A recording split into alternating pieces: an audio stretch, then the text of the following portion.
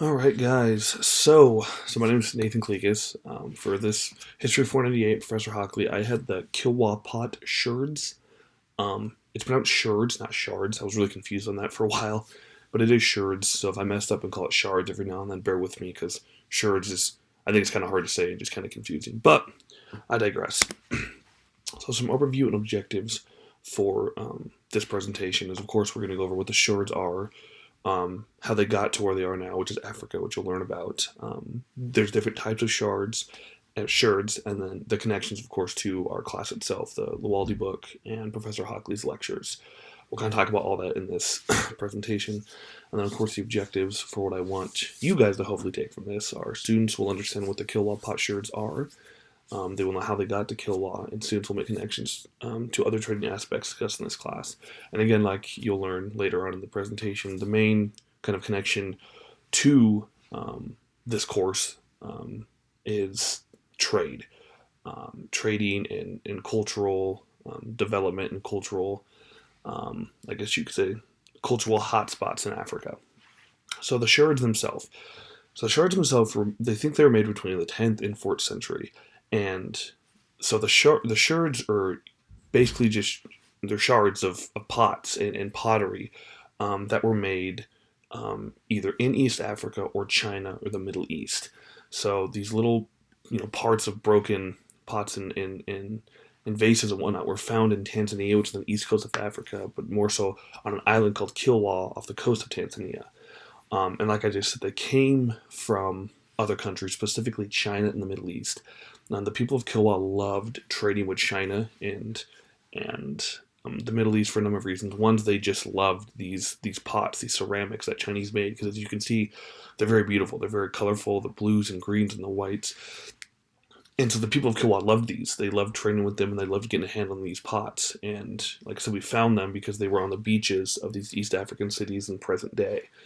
But these pots were used for really daily uses. We'll go into a little bit more. There's three kind of types of pots and colors that archaeologists have found, but they're used for cooking and eating. But more specifically, they were used for kind of decoration, especially in terms of religious decoration.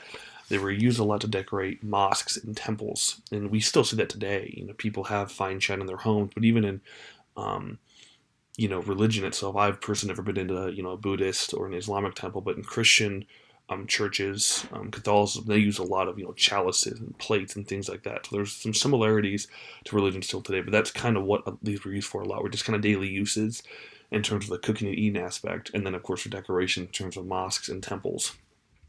But I mean, as of right now, we don't have any, full standing, you know, pots in aspects like that. We just have these sherds, which are kept in the British Museum, and they're pretty small. I mean, the biggest ones range in size from about the size of a postcard, and the smaller ones are about the size of a credit card. So they're still pretty much intact, and as you can see, you can still make out a lot of the colors and details in them, but they're just not very big, and it's going to be hard. I mean, if we ever got the pieces to put them back together. Um, so yeah.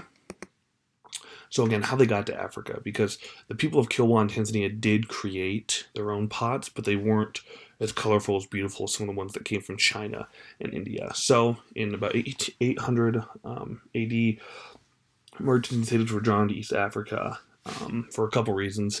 One being it's in the Indian Ocean, therefore it utilizes those monsoon winds, which blow north and south. So of course merchants and traders had a for sure way to get there and to get home safely. So they utilizes that. It's especially in the more eastern or western part of the Indian Ocean.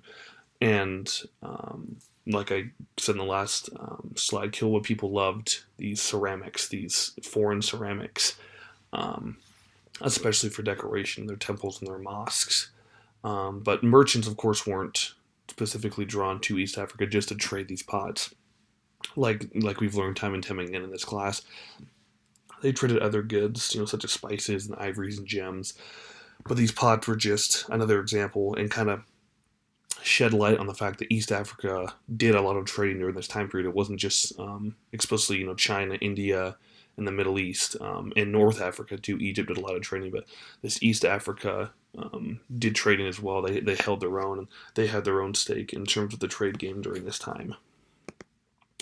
So these East African cities are something that I think needed to be talked about because of how important they were to this time period. So in modern day Tanzania and Kilwa, they're tiny fishing villages. They're not very big. There's not really a whole lot going on, but during this time period, in the fourth through 10th century, they were massive trading ports and cities. They were good because they had nice big stretches of beaches and big ports for ships to come in and out of easily. And of course, they were kind of on this more western end in terms of the monsoon winds and where they blew. Um, and with that being said, they were kind of a cultural hotspot. A lot of Muslim and Chinese culture poured into these small port cities in Africa, and therefore it kind of was a plethora of all these different cultures and religions. And because of that, there was a whole other culture born called the Swahili culture. I believe I'm saying that correctly, Swahili, and it's still around today. Actually, the the Swahili culture was created through a mix of a lot of things. Like for example, the Swahili language is was based with the local Batu language, but it's mixed with Arabic and Persian words. It's a very unique language that is still spoken today, and Swahili is um, it's kind of a like a strip on the East African coast of just certain people that kind of came about from this huge birth and trade in East Africa, and like I said, adopted other countries' cultures. During this time, Islam became a very dominant religion in East Africa because of how much Persian and Islamic merchants were coming down to trade with East Africa. Again, for other reasons, minus these potsherds, like I said, spices, ivory, gems, metal, and then of course you have slaves as well with that African slave trade. But because of that, I mean, because the culture was so intense and it was so common for this part of Africa, a whole new culture was born, and language was kind of mixed in. And again, Islam kind of dominated this eastern part of Africa. To the sherds and the types of sherds. So the pale green pieces that you saw kind of in the earlier slides were from China. Again, the Chinese and the Persian and Middle Eastern ones seemed like they were used more for decoration in terms of temples and mosques. Like I said, Islam was kind of a dominant religion, so they have those big mosques and temples that require decorations. And then, of course, the dark green and the blue ones that you saw earlier were from Persian Gulf in the Middle East. And then the brown ones, as you see here, these were mainly made in Africa because East Africa did make their own. They weren't, I guess you could say, as pretty or as nice as China and the Middle East and the Persian Gulf, but nonetheless, it did make them. And from what I researched, it seemed like the brown kind of these browner pots were used more for the daily use, the eating, the cooking, and whatnot. And then, like I keep saying, the other ones were used more so for decoration.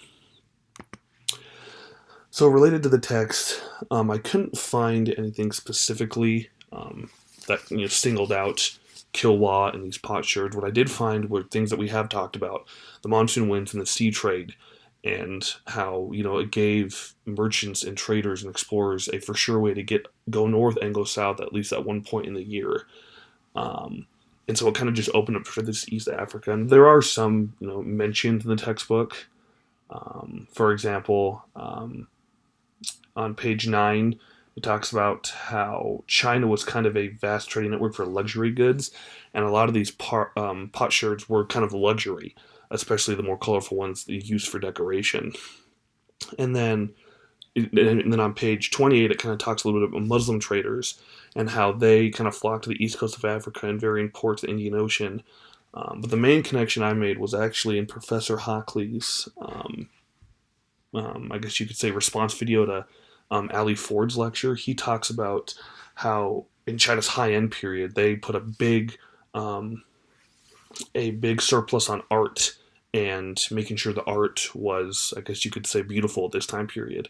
And so since so much of this made its way into East Africa, I mean, it seemed as if this could have been, I don't know for sure, but it seemed like it could have been made during this high-end period in China, which Hockley talked about in a response video to one of our classmates' lectures. And then, of course, religion and culture itself. Like I said, the Swahili culture was born because there was so much more cultures being poured into East Africa, and how East African became very, very Muslim dominated. we kind of like how we see the spread of Buddhism in China. It's kind of the same thing how Muslim kind of got to East Africa and was the dominant religion for these trading ports in Africa. Um, and so key points of the lecture that we could take away are these Kilwa potsherds came from all over the world, specifically China and the Persian Gulf and the Middle East, through trade, through sea trade with the monsoon winds. They were used for daily tasks, cooking, eating, and then decorations for their temples, for their Islamic temples. Um, and then East Africa was a major trading post during this time period. I know we've really only talked about China and the Persian Gulf and even India, but East Africa definitely held its own during this time period. And these potsherds helped us understand that East Africa was kind of a hotspot for trading as well. And then, of course, the lasting effects of kind of culture through trade. I mean, the Somali culture is still around today in East Africa and the Tanzanian area. So it's kind of cool to see, if culture's kept up, it can last a very long time. So that's my presentation. Hope it wasn't too bad.